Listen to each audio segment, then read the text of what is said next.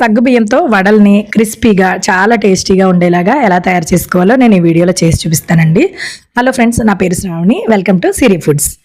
సగ్గుబియ్యం వడలు పైన క్రిస్పీగా లోపల సాఫ్ట్గా చాలా టేస్టీగా ఉంటాయండి. చాలా బాగుంటాయి.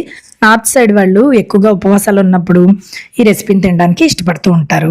క్రిస్పీ సగ్గుబియ్యం వడ తయారు చేసుకోవడానికి ముందుగా ఒక మిక్సింగ్ బౌల్ తీసుకుని దాంట్లోకి ఒక కప్ సగ్గుబియ్యం వేసి శుభ్రంగా 2-3 సార్లు కడుక్కుని ఒక కప్పుకి సగ్గుబియ్యంకి ఒక కప్పుడు నీళ్లు వేసి మూత పెట్టేసి 4 గంటలు నాననివ్వండి. నేను 4 గంటల తర్వాత చూపిస్తున్నాను. మళ్ళీ చక్కగా మనం వేసిన నీరు పీల్చేసుకుని సగ్గుబియ్యం ఇలా పొడి పొడిగా విడివిడిగా వచ్చేస్తుంది. 4 గంటలు నానితే సరిపోతుందండి. ఇప్పుడు దీంట్లోకి ముఖ్య ఇంగ్రీడియంట్ ఏంటంటే పల్లీలు. 1/4 కప్పు పల్లీలని దోరగా ఎర్రగా వేయించుకుని పొట్టు తీసేసి ఇలా మొక్క చెక్కలుగా గ్రైండ్ చేసుకుని పక్కన ఉంచుకోవాలి. మరి పొడిలా చేసేయకండి. ఇలా ముక్కల్లా తగులుతూ ఉంటేనే ఈ రెసిపీకి చాలా టేస్టీగా ఉంటుంది. ఇప్పుడు సగ్గుబియ్యం నానబెట్టుకుని మిక్సింగ్ బౌల్లోకి 3 ఉడికించిన మీడియం సైజ్ బంగాళదుంపల్ని మ్యాష్ చేసుకుని వేసుకోండి. 1 ఇంచు అల్లం ముక్కని సన్నగా కట్ చేసుకుని వేసుకోవాలి. అలాగే కొంచెం కరివేపాకు, కొంచెం ఫ్రెష్గా ఉన్న కొత్తిమీరని కూడా సన్నగా కట్ చేసుకుని వేసుకోండి. 1 చెంచాడు జీలకర్రను కూడా వేసుకుని రుచికి సరిపడా ఉప్పును వేసేసుకుని మనం ఇక్కడ కారానికి 3 పచ్చిమిరపకాయలని గ్రైండ్ చేసుకుని వేసుకోవాలి. మీరు కారం కొంచెం ఎక్కువగా తింటే ఇంకొక పచ్చిమిరపకాయ కూడా వేసుకోవచ్చు. అలాగే అన్నీ వేసేసాక లాస్ట్లో మనం ముక్క చెక్కలాగా చేసుకున్న ఈ పల్లీలు ఉన్నాయి కదా, వాటిని కూడా వేసేసి మొత్తం అంతా అడుగు నుంచి పై వరకు బాగా కలిసిపోయే విధంగా ఈ విధంగా కలుపుకోండి. అస్సలు నీళ్ళు అవసరం పడవండి. మనం వేసిన ఇంగ్రీడియంట్సే సరిపోతాయి. ఇలాగా ముద్దలాగా మనకు వడలు తయారు చేసుకోవడానికి పిండి తయారైపోయినట్లే. ఇప్పుడు చేయి కడుక్కుని ఇదే తడి చేతితోటి మనం వడలు చేసుకోవడానికి షేప్ చేసుకోవడానికి ఇలాగా ఒక మీడియం సైజ్ బాల్ లాగా తీసుకుని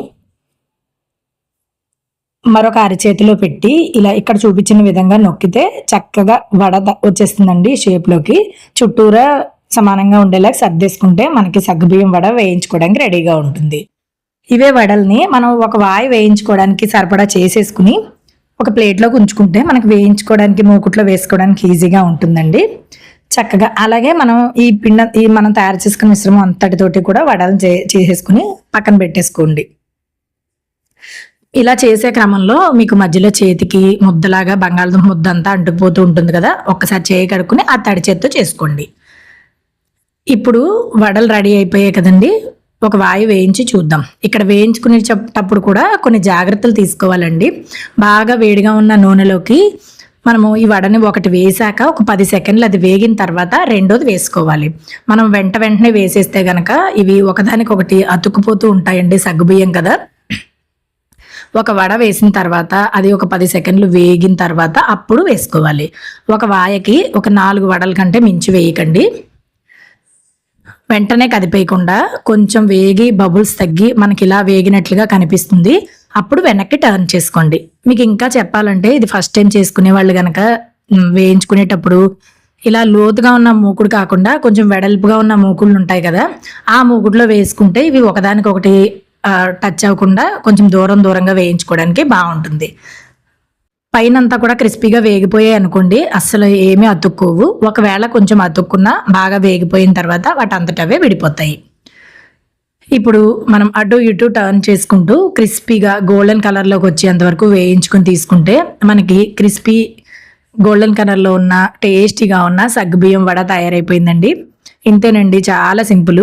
ఈ వీడియో చూసి మీరు ఇంట్లో ట్రై చేస్తే మీకు ఎలా వచ్చిందో తెలియజేయండి. ఇలాంటి రెసిపీస్ కోసం సిరి ఫుడ్స్ ఇన్ తెలుగుని సబ్స్క్రైబ్ చేయడం మర్చిపోకండి.